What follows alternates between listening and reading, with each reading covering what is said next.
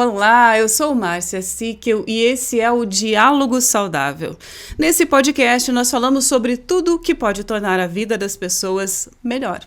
Com informações atuais e qualificadas, nós queremos te ajudar a assumir o protagonismo de cuidado com a sua saúde física e emocional e prevenir doenças. Então, vem com a gente, adote hábitos saudáveis e garanta mais qualidade de vida e bem-estar.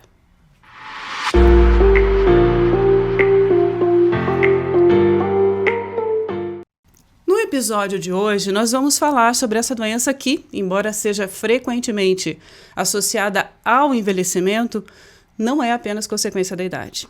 De acordo com a Organização Mundial da Saúde, o aumento da expectativa de vida e o envelhecimento da população global devem transformar o Alzheimer em um grande desafio para a saúde. A estimativa é que em 2050, mais de 130 milhões de pessoas no mundo sejam acometidas pela doença. E o Brasil seja um dos países mais afetados. Atualmente, 1.200.000 brasileiros têm a doença. E 100 mil novos casos são diagnosticados por ano, de acordo com o Ministério da Saúde. Para falar sobre esse assunto e dar dicas de cuidados que devemos ter ao longo da vida para prevenir o Alzheimer ou adiar o desenvolvimento da doença, já está aqui em nosso estúdio a doutora Flávia Folador de Amoedo, médica cooperada da Unimed Curitiba e especialista em neurologia. Seja muito bem-vinda, doutora. Obrigada, Márcia. Um prazer estar aqui com vocês. Doutora, eu preciso lhe perguntar, o sintoma mais conhecido do Alzheimer, a gente sempre fala do esquecimento, né? Uhum. Porém, hoje em dia é muito comum a gente ouvir as pessoas falando de esquecimento. Nossa, eu cheguei na cozinha e não sabia o que eu ia fazer. Eu fui fazendo... Esses lapsos de memórias também têm sido comuns. Como é que a gente identifica o que é realmente um sintoma de Alzheimer e é preciso começar a tomar cuidado? Ou é um lapso de memória que a gente está nessa vida enlouquecida e tendo esse tipo de problema também? Sem dúvida nenhuma, né? Hoje em dia, com todos os estímulos que o nosso cérebro recebe o tempo todo, então fica difícil para o cérebro prestar atenção. Eu costumo dizer assim, quando você esquece o que você vai a um lugar, você está num cômodo da casa e vai para o outro, vai buscar alguma coisa. Assim, meu Deus, o que eu vim pegar aqui? Isso. Aí você para e lembra, ou você volta atrás e lembra. Isso é um esquecimento normal. O esquecimento que é importante é a pessoa não lembra o que foi fazer naquele lugar e não lembra nem que tinha ido e segue e toca a vida sem lembrar da situação. Então, os esquecimentos que nos preocupam porque todos nós com o envelhecimento nós vamos perdendo memória e mais do que memória nós vamos perdendo atenção. Então, essas pequenas coisas que a gente faz, às vezes, porque a gente não presta atenção, porque você vai buscar a chave, mas no caminho você lembra que tem que pegar o casaco, daí você pega o casaco e esquece. A distração, né? Se você se distraiu, você não prestou atenção e você não registrou, você não fixou aquela informação. Quando o paciente tem a doença, vão ser esquecimentos importantes. Então, veja, é aquela pessoa que sai com o filho hoje e aí amanhã diz assim para o filho, nossa, faz tempo que você não passou aqui nesses últimos dias. Pai, eu te vi aqui ontem, eu saí com você ontem. Ele não lembra. Ou ele vai ter acesso a uma pessoa que é uma pessoa de convívio frequente e de repente ele tem um lapso assim, quem é mesmo essa pessoa? Eu não a identifico, não sei quem é. Não um vizinho que fazia décadas que não via e já se mudou, mas uma pessoa próxima. Ou vai em algum lugar e diz assim, nossa, eu nunca tinha vindo aqui, como é legal aqui. Pai, a gente esteve aqui agora, faz pouco tempo. Então, esses esquecimentos mais importantes é que a gente vai valorizar. Coisas pequenas, a gente recebe muito essa preocupação no consultório. Hoje em dia, com a sobrecarga de informação, virou uma coisa comum. Então, eu peço sempre que a pessoa assim, passe a agir de uma maneira um pouco mais atenta. Tenha um pouco mais de cuidado nas coisas que vai fazer que isso facilita a pessoa de memorizar depois. E tem a questão de ser... tem o lapso de memória, que você acaba lembrando depois, que se uma palavra, mas de repente ela vem. E tem o esquecimento permanente. O Alzheimer tem essa característica. Isso, e o Alzheimer tem o esquecimento permanente. Aquilo ficou apagado. Então, assim, é alguém que fez o feijão e diz assim... Vai fazer o feijão de novo. Não, mãe, mas a senhora fez feijão ontem, está ali na geladeira. Não, não fui eu que fiz. Então, aquela informação ficou apagada. Esse é o esquecimento que nos preocupa. Tá. E tem outros sintomas além do esquecimento? Bom, existem outras formas de manifestação, como a dificuldade de executar uma coisa. Então, a pessoa perde a capacidade, por exemplo, de... você sabe que para fazer o café, você tem que pegar o pó, você tem que colocar água para ferver, você tem que passar o café. De repente, a pessoa não consegue executar. Isso a gente chama de apraxia. Ela não consegue fazer uma rotina que ela está habituada. Ela começa a ter dificuldade para executar... uma receita de bolo que ela sempre fez, de repente ela não consegue executar mais aquilo. Isso também é um sintoma que tem que ser cuidado. Tá. E daí vão ser as diferentes formas de demência, do Alzheimer, que a gente vai ver na evolução. Aproveitando, então, Alzheimer e demência é a mesma coisa? Não, veja. Demência é toda perda da capacidade cognitiva. Quando eu falo em cognição, eu falo em memória, eu falo em atenção, eu falo em fluxo de pensamento, velocidade de processamento de informação. E isso é uma demência. Existem vários tipos de demência. A mais frequente, a mais comum é o Alzheimer.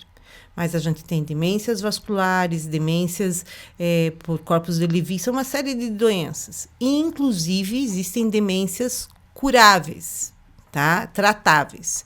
Então, por exemplo, paciente com hipotireoidismo, onde a tireoide está muito fraca, esses pacientes podem ter déficit cognitivo. Paciente com algumas infecções do sistema nervoso, podem ter déficits cognitivos. Paciente com deficiência de vitamina B12 pode ter déficit cognitivo. E esses déficits, se você tratar a doença, existe uma possibilidade de ele reverter. Então, sempre que a gente faz a avaliação de um paciente, você precisa pensar nas causas reversíveis, porque essas causas podem ser tratadas. Então, o diagnóstico diferencial entra muito a gente afastar causas tratáveis e depois ir juntando as peças para chegar ao diagnóstico de Alzheimer. Então, Alzheimer é um tipo de demência, é o tipo mais comum. Então, quando você diz é a demência de Alzheimer, é a perda de memória pelo Alzheimer. E ela é ligada mesmo à idade?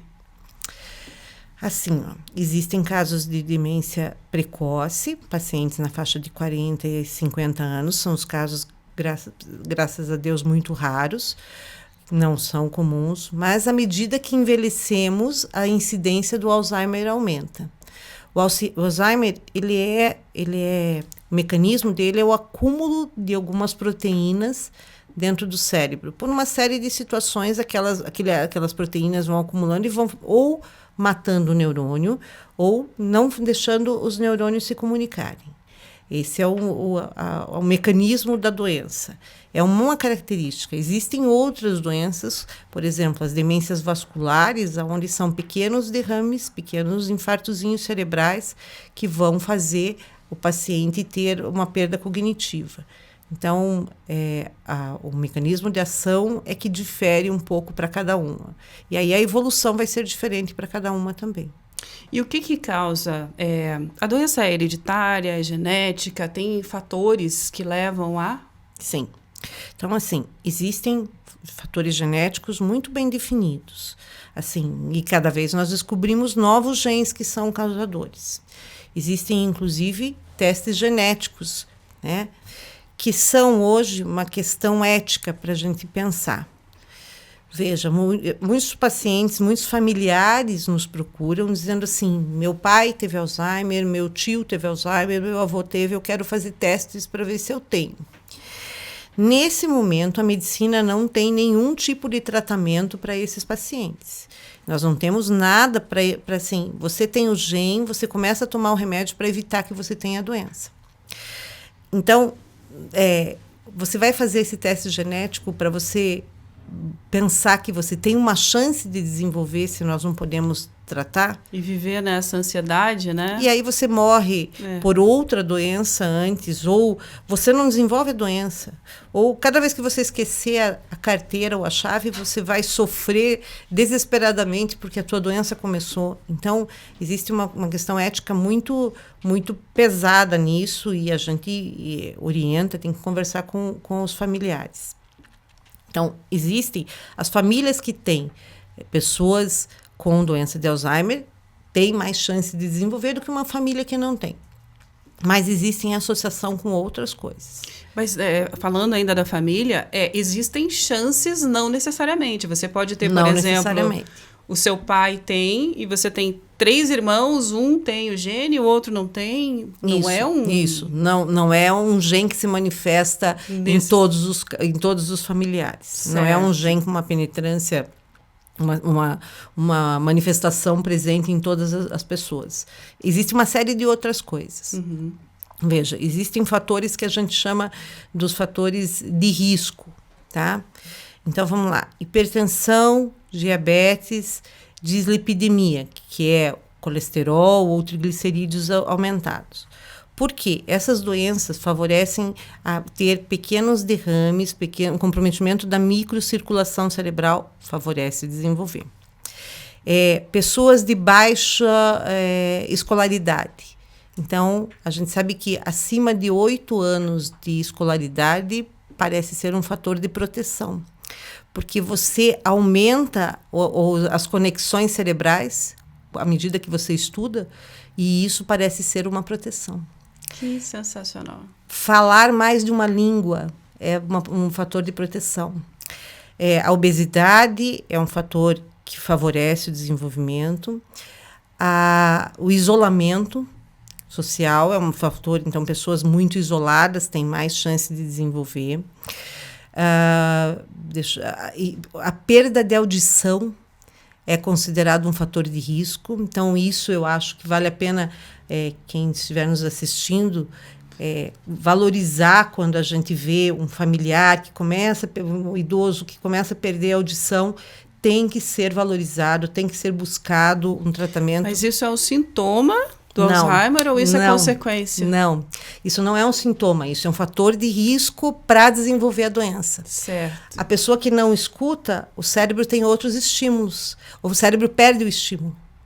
Entendi. E aí ele favorece, a pessoa que já tem uma carga genética vai favorecer ela a desenvolver. Então, valoriza-se a perda de audição. Então, a gente está falando aqui que uma das formas de você prevenir é manter o cérebro funcionando. É manter o cérebro funcionando e manter o cérebro ativado. Então, manter-se com o controle da sua hipertensão, do seu diabetes, do seu colesterol, manter-se com alimentação saudável e hábitos saudáveis, porque daí controla esses fatores de risco, manter cuidado quando começa a observar perda de audição, buscar auxílio, buscar um otorrino, uma pessoa que possa te ajudar, se for necessário o uso de um aparelho auditivo ou cuidado com a audição. Manter o controle de peso, são situações que podem prevenir. Então, veja, a carga genética você não muda, mas esses fatores de risco nós mudamos. É aí que é importante nós intervirmos. Então, esse familiar que me busca porque está preocupado, eu vou conversar com ele, que não é o teste genético que a gente vai fazer, mas a gente vai manter esse cérebro protegido através das estratégias de saúde que a gente pode usar com ele. Existem outras coisas que podem desencadear? A gente está falando aqui de hereditariedade, de questão genética, mas só isso? Olha, é muito comum a situação de trauma, assim, uma situação... um trauma desencadear a doença. Quando eu falo trauma, existem dois traumas, né? Um trauma que é a pancada na cabeça. Então, às vezes, um trauma craniano severo também vai nos favorecer a desenvolver a doença com o passar do tempo. O histórico de um trauma severo. E o trauma emocional. Não raramente nós vemos o paciente que perdeu o cônjuge e na sequência desenvolve a doença. Começa a ficar mais claro que aquela doença, a doença acelera. E o que mais nos marcou agora recentemente na nossa história foi o isolamento. O isolamento foi um fator que desencadeou muitos. Na realidade, ele acelerou o desenvolvimento. Então, pessoas que iam desenvolver o Alzheimer muito mais tarde, por conta de terem ficado isolados pela pandemia do Covid, acabaram desenvolvendo a doença muito mais cedo. Muitas pessoas reclamam mesmo do Covid de uma série de sintomas que vieram depois. E a perda de memória é um deles. Mas então não está relacionado ao Covid em si. Está mais relacionado a esse isolamento, a perda de entes queridos. É mais por esses fatores. Márcia, veja. O Covid afeta a cognição, tá? E numa incidência muito alta. Ainda vamos demorar muito tempo para entender todos os mecanismos desse vírus, mas, assim, é muito comum as pessoas terem dificuldades cognitivas, mas a grandíssima maioria é reversível. Poucos os pacientes que ficaram como sequela. Esse é um grupo. Mas eu estou falando de pessoas que se isolaram e que, de repente, não obrigatoriamente tiveram o Covid, mas eles desenvolvem a doença, começam a desenvolver perdas significativas de memória, porque estavam isolados. Foi muito comum no consultório, depois da pandemia, e tem sido ainda, assim, os filhos deixaram de conviver com os pais durante um tempo, e, de repente, quando eles voltam para a casa dos pais, eles falam, meu Deus, a minha mãe não sabe mais fazer café. Porque ela ficou isolada, ninguém estava vendo isso, e aí ficou identificável que tinham limitações. Então, o isolamento desenvolveu o Alzheimer. A perda cognitiva pelo Covid é outra coisa, tá? É presente, frequente, mas graças a tudo, ela parece ser reversível em praticamente todos os casos. A gente está falando muito aqui de se manter próximo, né, das pessoas. Sim. O quanto o isolamento e quanto você se afastar das pessoas é prejudicial para todo mundo. Então, vamos falar um pouco da família agora. Né? Quando tem um caso de Alzheimer na família, de pai ou de mãe, como é que eles podem trabalhar isso? O que eles podem fazer? Qual que é o processo para a família? Você sabe, Márcia, que eu costumo falar para os meus pacientes que, assim, o Alzheimer não é uma doença do paciente, é uma doença da família. Porque a família adoece junto. Então, tem que ter todo um suporte para essa família a partir do diagnóstico do Alzheimer. O Alzheimer vai implicar em necessidade de mudanças comportamentais de todos os membros da família. Porque você vai ter que ter uma supervisão maior, você vai ter que ter um cuidado maior, você vai ter que acompanhar esse idoso em coisas que ele antes fazia sozinho, ele perde a capacidade de fazer. Então, a família precisa estar presente, né? E todos da família têm que estar envolvidos nisso, porque fica extremamente cansativo, sobrecarregado. Então, a gente fala, são os cuidadores em geral, a gente denomina aquela pessoa que é mais responsável pelo idoso. Não raramente eu perco o cuidador antes do paciente. Então, assim, um casal onde um deles está com a doença, falece o outro que está cuidando, porque ele se foca tanto em cuidar, ele se estressa tanto, que ele acaba esquecendo dele. Então, nós temos que cuidar do paciente e temos que cuidar do cuidador. E temos que cuidar da família como um todo. Então, vai ter um momento que a família perde a paciência e daí vai se culpar. Vai ter um momento que a família vai se ver em dificuldades financeiras, porque a doença implica muitas vezes em gastos importantes. E isso vai ter que sendo conversado dependendo de cada fase que a gente tiver da doença e de cada dificuldade que vai vindo. Por isso é importante a proximidade com nós médicos que convivemos com isso, que temos para a gente poder, às vezes, dar uma orientação de como proceder naquela fase da doença com aquele paciente. Porque ela tem fases, ela tem Sim. graus. Sim. De uma forma mais simplista, sim, dá para a gente dizer que ela tem a fase inicial, onde a pessoa começa a ter algumas dificuldades, algumas limitações, mas ainda ela mantém a sua capacidade de praticamente todos os atos do dia a dia. Ele ainda consegue dirigir para lugares próximos, ele ainda consegue fazer uma compra, mas ele tem algumas dificuldades maiores, então ele precisa de uma determinada supervisão. Nós vamos ter a fase moderada, onde a supervisão já tem que ser maior, onde a pessoa já tem perdas importantes, a pessoa não é capaz de sair mais de casa, mas dentro de casa ela até mantém uma certa funcionalidade, ela consegue se alimentar, ela consegue tomar um banho, ela consegue se vestir, separar sua roupa. E vamos ter a fase avançada, onde daí eles são totalmente dependentes, muitas vezes precisam de ajuda para se alimentar, ou já estão acamados, dependendo da fase do momento da doença. Tá, e doutora, o que a comunidade científica fala sobre medicamentos, tratamentos, terapias? Márcia, veja, cada fase da doença vai ter um tratamento.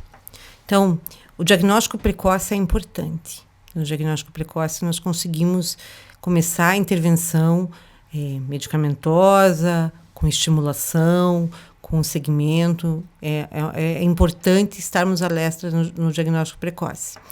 Para cada fase, nós vamos ter medicamentos na sequência. Então, alguns são específicos para controle, para tentar reduzir a velocidade de progressão da doença, outros são para mudar o comportamento, outros são para algumas complicações, como dificuldade de sono, como intercorrências que vão acontecendo. Então, é importante estar se fazendo segmento clínico frequente com o seu médico, o médico estar atento a cada dificuldade, porque cada fase nós vamos ter uma opção de tratamento. No Brasil, nós temos medicamentos, bons medicamentos disponíveis, né? Mas nenhum dos medicamentos até hoje cura a doença. Então, existem uma nova linha de medicamentos que tem sido anunciado e que tem sido pesquisado, que parecem promissores, mas ainda não são a cura da doença. Nenhum medicamento, nenhum lugar do mundo ainda conseguiu a cura. E os medicamentos que nós temos ainda, esses novos, além de não serem a cura, eles têm índices altos de efeitos colaterais. Então, tem que ser pesado para cada doente, e aí cada médico vai fazer a sua avaliação e o seu segmento dentro de todas as intercorrências que o paciente tem. A gente tem que pensar que o paciente pode ter uma insuficiência cardíaca, e aí um remédio pode piorar a insuficiência cardíaca, que ele pode ter uma lesão renal e ele precisar de um ajuste do medicamento, esse ele não pode usar porque pode ter uma piora da função renal, da função hepática. Então, por isso que tem que ser o olhar cuidadoso do médico selecionando o medicamento para cada fase da doença. Certo. Bom, então a gente ainda não tem cura, ainda não a tem medicina cura. Vai evoluir, né? O progresso científico está aí. Então, o que a gente pode fazer hoje? Quando começar? Com que idade começar? E o que fazer para retardar, interromper, diminuir os sintomas? Enfim, o que a gente pode fazer contra a doença? Márcia, eu acho que o mais importante é assim, mantenha a cabeça ativa, né? Então, mantenha atividades com esse cérebro. Mantenha-se saudável, porque se você controlar os fatores de risco, diabetes, hipertensão, obesidade, dislipidemia, você tem você reduz o fator de risco. Se você controlar a tua perda de audição, você reduz o fator de risco. Hoje a gente sabe que eu não falei antes, mas a perda de visão também é uma situação que vem sendo considerada como um fator de risco. Manter a socialização, se manter junto com as pessoas, conversar, manter atividades intelectuais como leitura, a palavra cruzada, o sudoku, que é aquele joguinho de raciocínio lógico, de matemática. Manter essas atividades, isso é a melhor prevenção.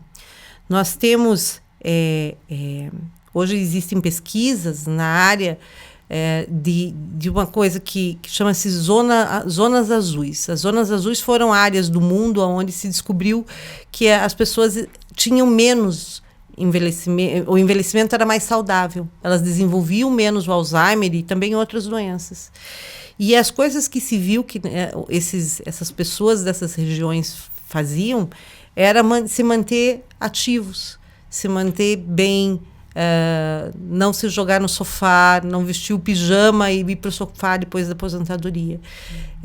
E essas áreas passam a ser referências no mundo, a ponto de que hoje existem locais, pessoas que são contratadas para se desenvolver dentro das cidades áreas de zonas azuis. Então, assim, na Europa já existem lugares que estão se trabalhando para que as pessoas adquiram novos hábitos para vir a se proteger.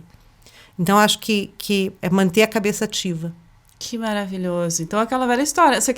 Para prevenir doença, você faz o quê? Vive, conversa com as pessoas, faz exercício, joga baralho. Sim. Né? Porque as pessoas adoram também jogos, enfim, e manter-se perto das pessoas que você gosta. Sim, sem dúvida nenhuma. A gente está falando aqui, no final, quando a gente termina a entrevista, a gente sempre pede para o nosso convidado que cite um hábito saudável que ele indicaria para todo mundo. A gente falou aqui de tantos, né? Tantos maravilhosos, mas se você fosse selecionar um para dizer para a gente hoje, qual seria, doutora Flávia? Mantenha a socialização, mantenha a sua cabeça ativa, a sua cabeça aberta, conviva com as pessoas, não seja rabugento, né? O idoso mantenha-se bem, mantenha-se próximo das pessoas que te amam, porque eu acho que é a melhor maneira de prevenir o Alzheimer. Perfeito. Melhor dica que essa, impossível. Muito obrigada, foi um prazer tê-la aqui mesmo. Prazer, Márcia, prazer. Espero que a gente possa conversar muitas outras vezes. E eu quero agradecer você também, que esteve com a gente aqui, que acompanhou. Se você gostou desse conteúdo, compartilhe com as pessoas, envie para quem você sabe que tem um idoso na família, envie para aquele amigo que você sabe que anda muito em casa, que depois do Covid resolveu ficar isolado, quietinho, se acostumou a ficar sozinho. Vamos socializar, vamos encontrar as pessoas, vamos viver, vamos ter hábitos saudáveis, é isso que a gente quer para você, tá bom? Muito obrigada, continue com a gente se vê no próximo episódio.